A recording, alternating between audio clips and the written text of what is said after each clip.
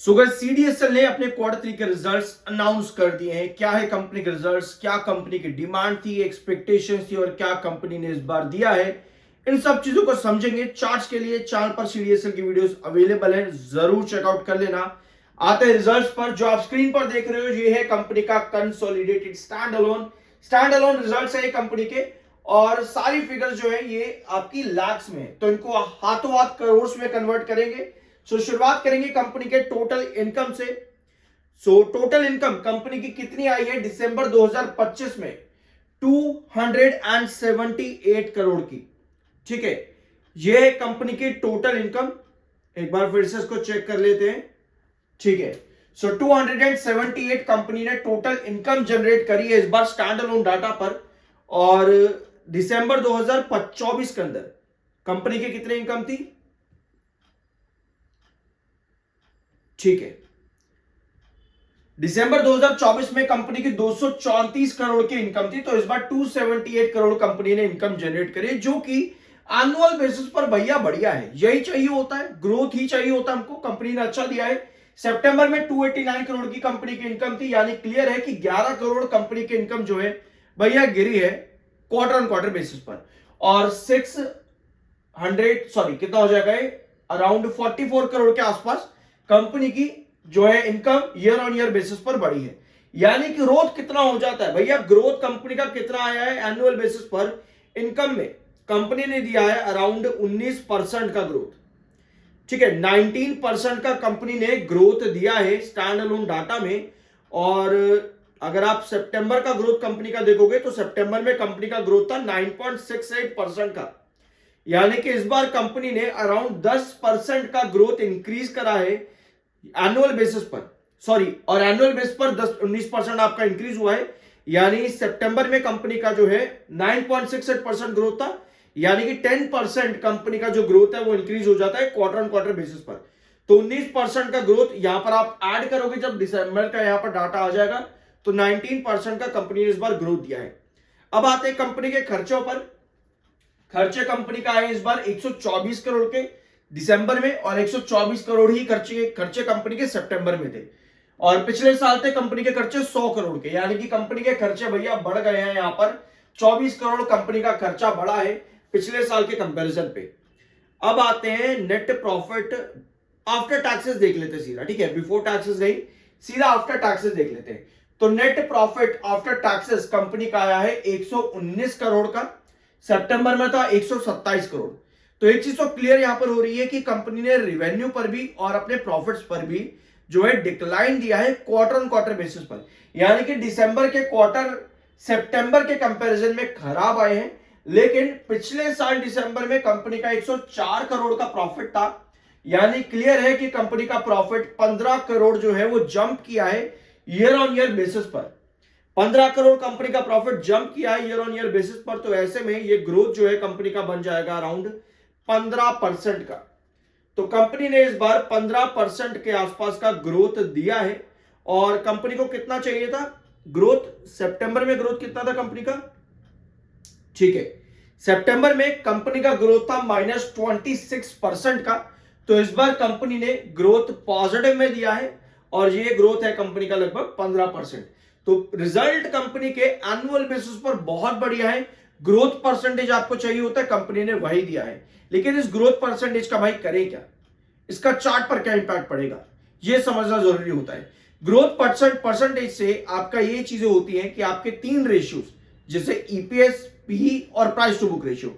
आपको एक चीज पता है कि सीडीएसएल का ईपीएस थोड़ा सा हाई है in comparison with its peers, और इस ईपीएस को लो करने के लिए कंपनी को फाइनेंशियल्स बढ़िया करने पड़ते हैं। और इस बार एटलीस्ट कंपनी ने ग्रोथ परसेंटेज पर वो काम किया है annual basis. Although quarter on quarter basis पर कंपनी के रिजल्ट्स अच्छे नहीं है, बट ग्रोथ परसेंटेज कंपनी का बढ़िया है। तो मेरे हिसाब से रिजल्ट्स कंपनी के आज के दिन अच्छे हैं। एक बार ईपीएस भी कंपनी का देख लेते हैं कि ईपीएस कंपनी ने कितना दिया है।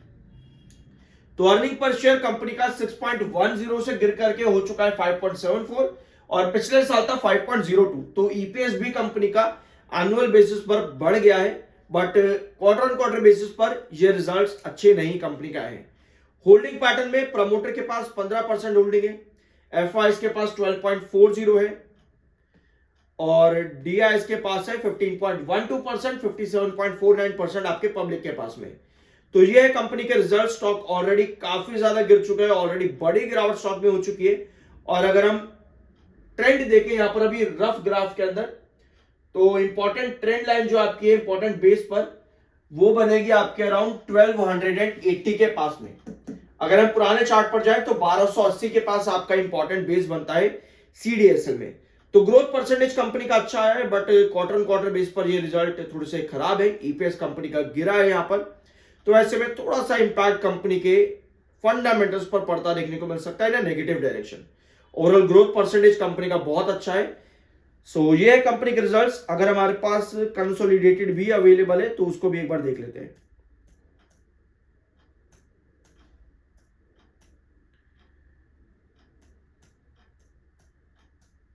ठीक है, कंसोलिडेटेड डाटा भी कंपनी का आया हुआ है। अभी जस्ट कंपनी ने रिजल्ट्स अनाउंस करे ही हैं, तो मेरे पास सिर्फ एक ही PDF है और इसी PDF में कंपनी ने दोनों रिजल्ट अपने दिए, स्टैंड अलोन भी और कंसोलिडेटेड भी। तो अभी हमने कंपनी के स्टैंड अलोन रिजल्ट्स देखे थे, अब हम कंपनी के एक बार ना कंसोलिडेटेड रिजल्ट्स भी देख लेते हैं ताकि और क्लैरिटी मिल जाए। ठीक है, सो कंसोलिडेटेड डाटा में कंपनी का सितंबर का ग्रोथ -0.5% का था, और इस बार कंपनी ने कितना दिया है इनकम कंसोलिडेटेड बेसिस पर, ये सारी फिगर्स भी लाख्स में है। 298 करोड़ कंपनी का दिसंबर 2024 में था, और इस बार कंपनी ने 333 यानी कि 35 करोड़ कंपनी की जो इनकम है वो इंक्रीज हो जाती है। तो 10% के ऊपर सीधा सीधा रफली मैं आपको बता रहा हूं, अभी पहले स्टैंड अलोन पर मैंने कैलकुलेट कर लिया था, रफली यहां पर अगर आप देखोगे तो लगभग 10% के ऊपर का कंपनी का आराम से ग्रोथ आ रहा है। इतना ग्रोथ कंपनी ने दिया है। और सितंबर में इनकम का ग्रोथ कंपनी का था -1.05 का। तो इस बार कंपनी की इनकम बहुत बढ़िया कंसोलिडेटेड बेसिस पर, एनुअल बेसिस में ये ग्रोथ बढ़ती है। 341 करोड़ का कंपनी का इनकम था सितंबर में। तो यहां पर भी वही चीज है, 8 करोड़ कंपनी की जो इनकम है गिर जाती है क्वार्टर ऑन क्वार्टर बेसिस पर। अब आते सीधा कंपनी के खर्चे भी एक बार देख लेते हैं। सो खर्चे कंपनी का है 160 करोड़ के, सितंबर में 157 करोड़ के खर्चे थे, और पिछले साल 130 करोड़ के, यानी कि ईयर ऑन ईयर बेसिस पर कंपनी के खर्चे 30 करोड़ बढ़े हैं।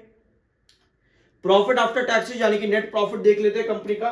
तो नेट प्रॉफिट कंपनी का 132 करोड़ है, जो कि पिछले साल 129 करोड़ का था, यानी कि मात्र 3 करोड़ ही जंप कंपनी लेकर के आ पाई है अपने एनुअल बेसिस पर प्रॉफिट में। और सितंबर में 139 यानी कि 7 करोड़ का डिक्लाइन है कंपनी का क्वार्टर ऑन क्वार्टर बेसिस पर प्रॉफिट के अंदर। बट स्टिल कंपनी क्योंकि यहां पर पॉजिटिव में आई है, 3 करोड़ ही भले ही कंपनी का एटलीस्ट प्रॉफिट बढ़ा है। और अगर आप 3 क्वार्टर में कंपनी के देखोगे ना लगातार, तो कंपनी माइनस ग्रोथ दे रही थी, यानी कि हर क्वार्टर में 3 साल के अंदर, सितंबर भी, उसके पहले जून भी और उसके पहले मार्च भी, कंपनी लगातार नेगेटिव ग्रोथ ही यहां पर दे रही थी। तो एटलीस्ट इस बार कंपनी का ग्रोथ 0 पॉइंट ही भले ही 0 पॉइंट के आसपास बढ़े, एटलीस्ट बढ़ा है। ये अच्छी चीज है कंपनी के लिए कि कंपनी पिछले 3 क्वार्टर की स्ट्रीक को इस बार ब्रेकआउट करके गई है अपने कंसोलिडेटेड डाटा पर। ऑल्दो ग्रोथ परसेंटेज कंपनी का स्टैंड अलोन बेसिस पर भी बढ़ा है और आपके कंसोलिडेटेड बेसिस पर भी बढ़ा है, ईयर ऑन ईयर बेसिस पर। और अगर हम ग्रोथ परसेंटेज देखें तो क्वार्टर ऑन क्वार्टर बेसिस पर बढ़ा है, बट नंबर्स वीक है क्वार्टर ऑन क्वार्टर बेसिस पर। आई होप कि आप डिफरेंस समझ रहे होगी कि ग्रोथ और नंबर दोनों में क्या डिफरेंस है। ग्रोथ इंपॉर्टेंट होता है, भले ही नंबर डिक्लाइन जाए, बट ग्रोथ इंपॉर्टेंट होता है जो कंपनी ने इस बार दिया है। इसका इंपैक्ट थोड़ा सा चेंज हो सकता है ना, पॉजिटिव डायरेक्शन, बहुत माइनर सा इन इट्स फंडामेंटल। बाकी देखते हैं आगे कंपनी क्या अपडेट्स देती है आगे, और क्या क्या रिपोर्ट्स कंपनी में आती हैं। सो ये है आपके रिजल्ट्स आज के दिन CDSL लिमिटेड के। अगर आपको ये वीडियो पसंद आया हो तो सब्सक्राइब जरूर कर देना। I am NISM 7 certified. और आज के बाकी की वीडियोस देखना मत भूलना। मिलता अगले वीडियो में।